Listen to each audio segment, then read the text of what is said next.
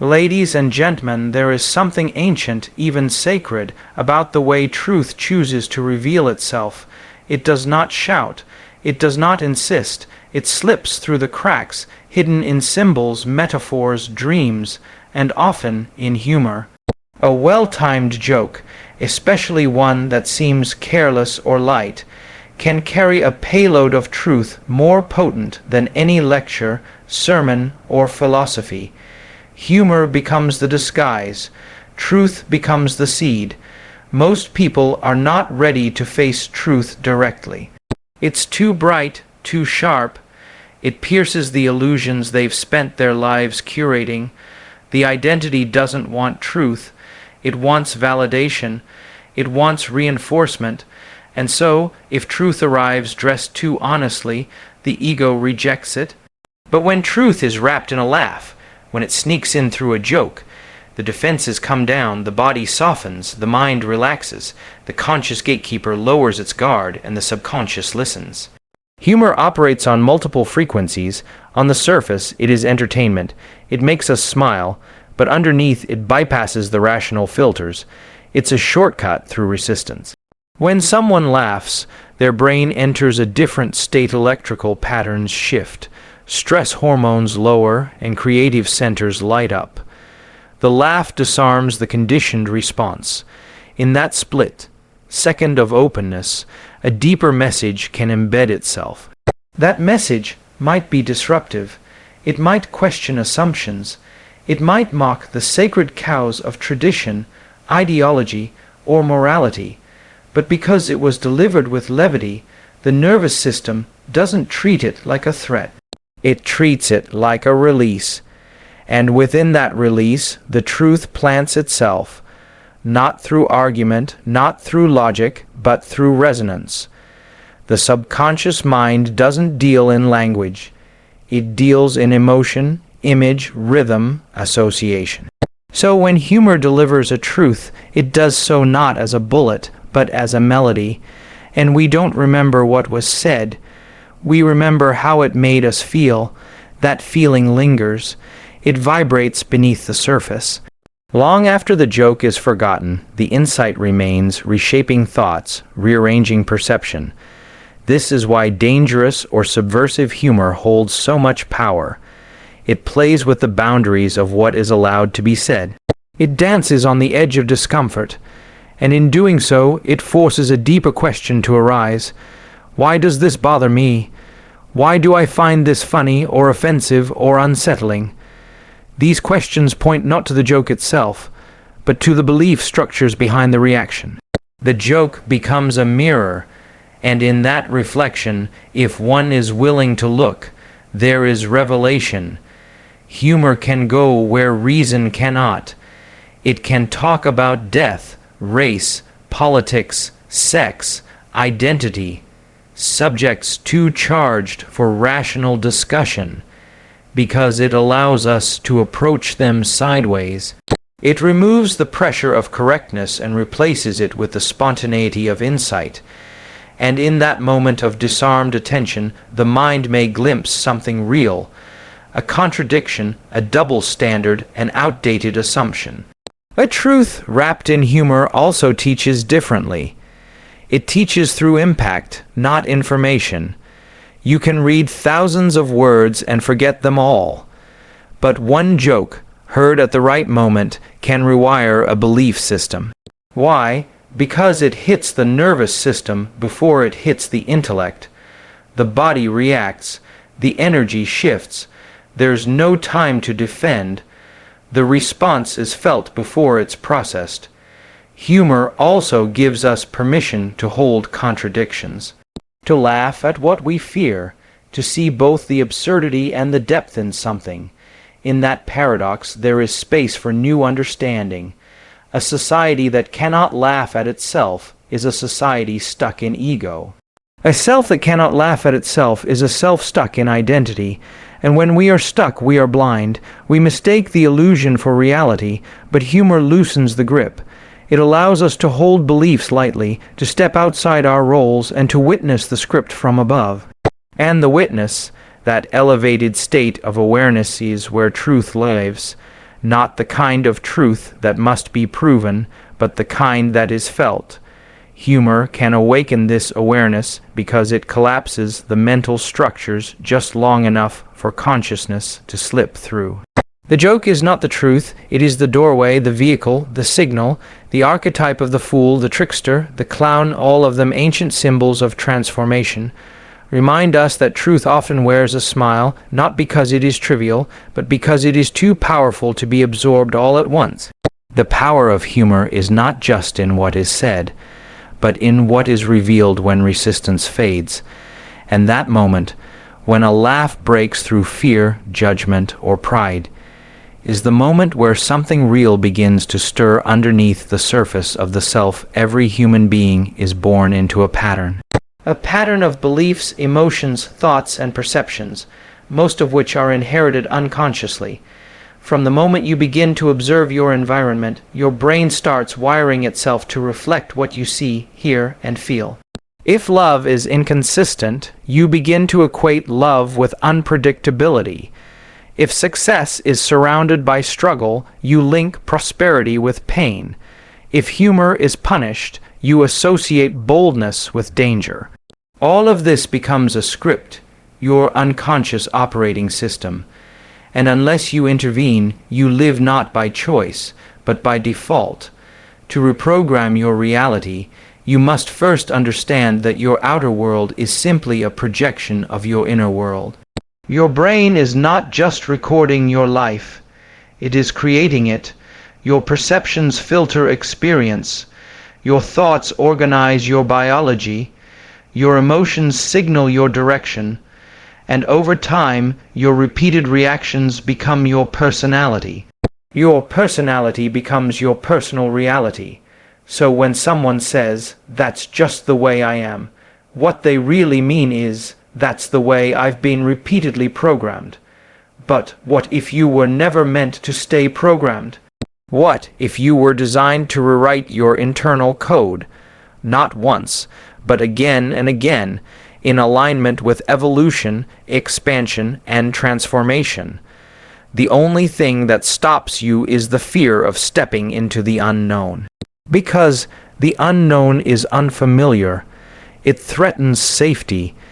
It dismantles the known self, and the gateway into the unknown is courage. Courage is not the absence of fear, it's the willingness to feel fear and move anyway. When you act from courage, you override the old neural circuitry. You step outside of the predictable patterns. You interrupt the familiar emotional chemical bath. That moment, when you say something unfiltered, when you walk into a space you used to avoid, when you tell a joke that's a little too raw for comfort, is the moment when you begin to rewrite the story. Your body doesn't know the difference between a real experience and a vividly imagined one. So every time you choose courage, you're not only shifting your external behavior, you're generating new brain chemistry. You're firing new synaptic patterns. You're telling your nervous system, we are no longer who we used to be. And the body, which had become addicted to survival-based emotions like shame, guilt, and anxiety, is now learning a new chemical language, one of freedom, boldness, presence, and authenticity. This act of courage sends a signal to the quantum field. Because when you break the habit of being yourself, you become energetically unpredictable. You are no longer broadcasting the same frequency of the past, and since your environment is a mirror of your vibration, the world around you begins to shift in response to the new signal you emit. When you tell a dangerous joke, something playful but sharp enough to pierce the cultural or emotional armor, you're doing more than being clever. You're energetically declaring, I am no longer governed by fear of rejection. You're saying, I trust the unknown enough to step out of the script. That's not just comedy, that's alchemy, because you're transmuting stored emotion into liberated expression. You're turning suppressed truth into embodied presence. In that moment, you may feel the body tense. That's the old program resisting. That's the survival mind trying to pull you back into the familiar. But if you stay with it, if you breathe through it and follow through, what you're actually doing is proving to yourself that a new self is possible. You are building evidence of change, and evidence is what the conscious mind needs in order to believe in a new reality. Every act of courage lays down new circuitry in the brain. You are literally building a new map of self. The frontal lobe lights up, the part of your brain responsible for vision, possibility, and creative action. The emotional centers begin to recalibrate. Your body, once addicted to past emotions, starts to crave new ones: clarity, excitement, joy, and power. Courage is not loud. It's not always dramatic. Sometimes it's a quiet refusal to perform the old role. Sometimes it's choosing not to laugh at what once made you feel small. Sometimes it's speaking up, knowing you may be misunderstood. But each time you do it, you're stepping deeper into alignment with a self that's not defined by history, but by intention. The reality most people call normal is simply a repetition of familiar emotional and mental states. But your brain is plastic, your identity is fluid, your biology is not fixed, it is responsive, and every choice made in courage tells your body, your brain, and the field around you that a new signal has emerged. One that no longer serves survival, but creation. One that no longer worships approval, but truth. One that no longer conforms to expectation, but to the energy of possibility that lives beyond what the old self ever dared to believe. Being offended is never purely about the external stimulus.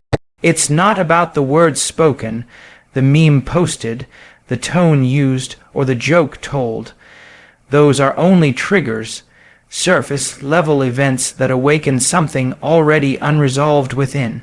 The intensity of being offended is not a reflection of how wrong something is. It is a reflection of how tightly the ego is gripping a belief. When we feel that sudden wave of indignation, it is not truth being violated. It is identity being challenged. The emotional reaction of being offended arises from internal contradiction. Something inside is split. One part wants to maintain the illusion of being secure, morally superior, or in control. The other part, often buried under years of conditioning, recognizes the deeper truth that the reaction is pointing to. This creates tension, and that tension is internal conflict. Conflict only exists when two opposing forces are both trying to occupy the same space. So, when a comment offends you, what's actually happening is that the comment has hit a nerve, and that nerve is wrapped around an identity you're still unconsciously trying to protect. It could be a belief, a trauma, a suppressed truth, or an old version of yourself you haven't integrated yet.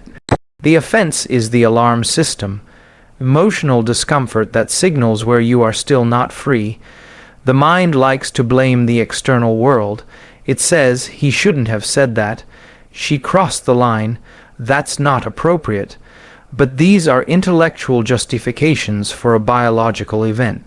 When someone is offended, their body is reacting as if under threat. Heart rate increases, cortisol rises, the limbic system activates. This is not a moral awakening. It is a survival response.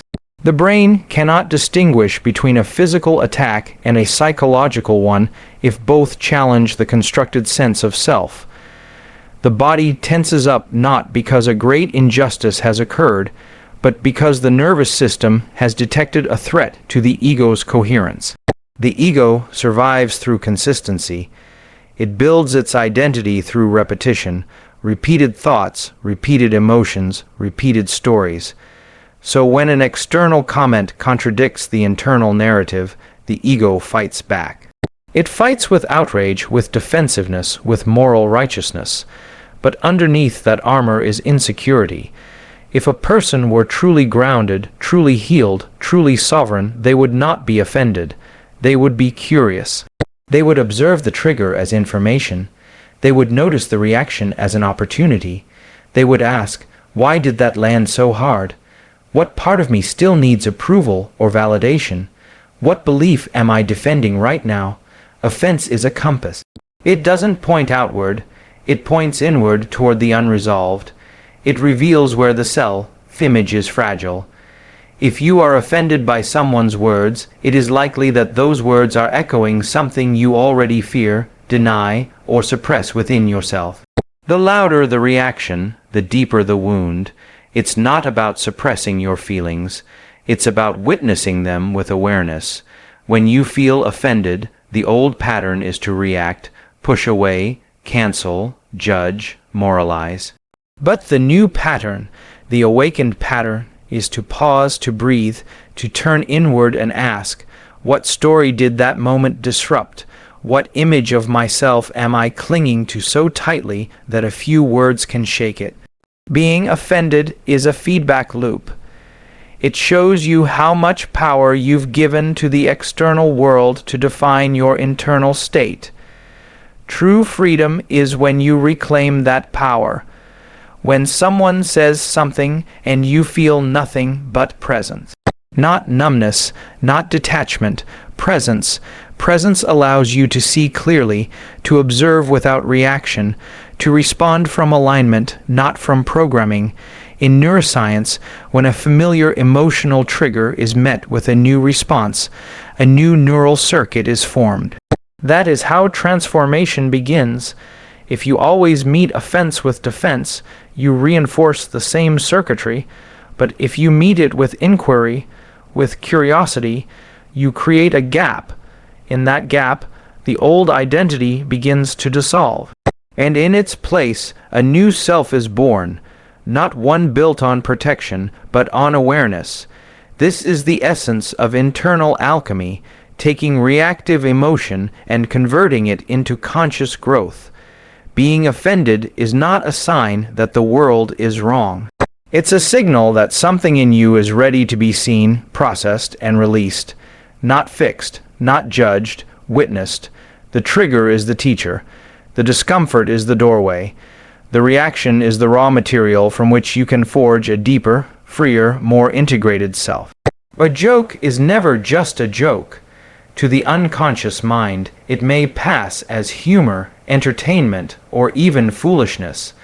But to the awakened observer, the joke is a key that unlocks perception, a key that slips past defenses, a key that opens a hidden door in the psyche, the door that leads to freedom. Freedom is not merely about external circumstances. It is not about having no obligations or being unburdened by systems. True freedom is internal. It is the liberation of awareness from conditioned identity. It is the transcendence of the programs that tell you who you are, what you can feel, and how you are allowed to express yourself. Most people live in a psychological prison, guarded not by force, but by belief. Beliefs that have calcified over years of social conditioning, and those beliefs often remain unchallenged because they are protected by seriousness. Seriousness is the ego's armor. It creates weight around ideas and constructs. It attaches morality, identity, and value to thoughts that were never meant to be fixed.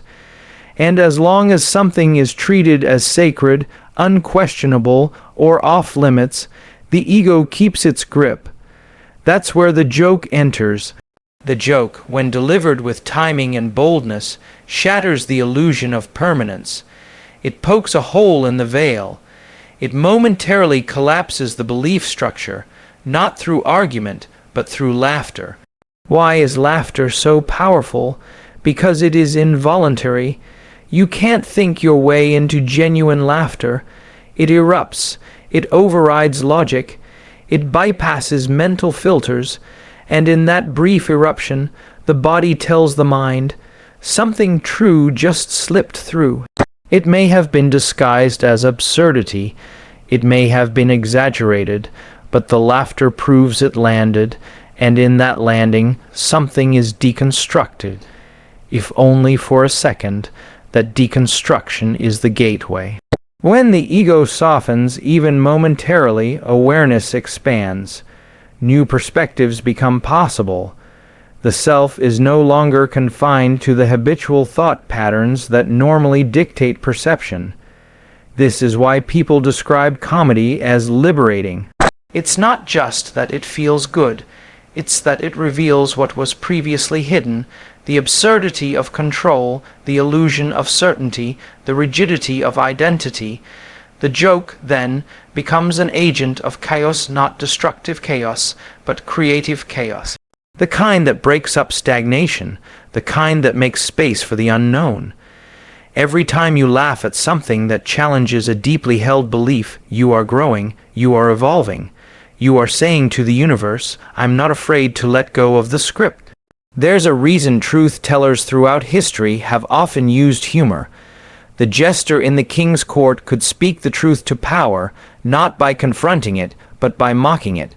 The fool archetype in mythology is not unintelligent. It is enlightened in disguise. It holds the keys to wisdom precisely because it does not take form seriously. The joke is its sword, and with it, it cuts through the illusions that the rest of the world worships. When you hear a joke that goes too far, notice your reaction. Is it offense, discomfort, unease, good? That is the edge of the program. That is the boundary of the belief you didn't know you were still defending.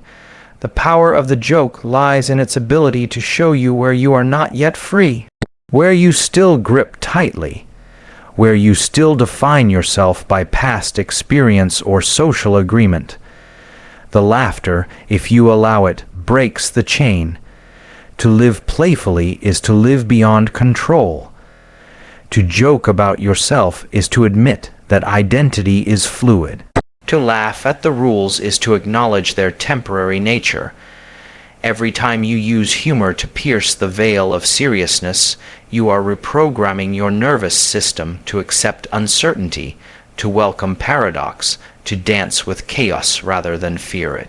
That dance is freedom. The brain in a state of laughter is a brain in coherence. Waves synchronize, tension dissolves, the energy system of the body aligns, and in that alignment, intuition surfaces.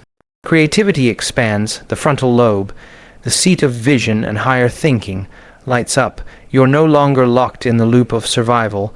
You're exploring, you're accessing possibility. You're in a state of receivership, not because you forced it, but because you laughed your way into it. The joke becomes a microdose of awakening, a flash of higher awareness disguised as entertainment. It dismantles hierarchy, it deflates self-importance, it allows you to be the observer of the self rather than the self-image. And in that shift, your consciousness expands beyond its usual frame. You glimpse the truth that nothing is as fixed as it seems, that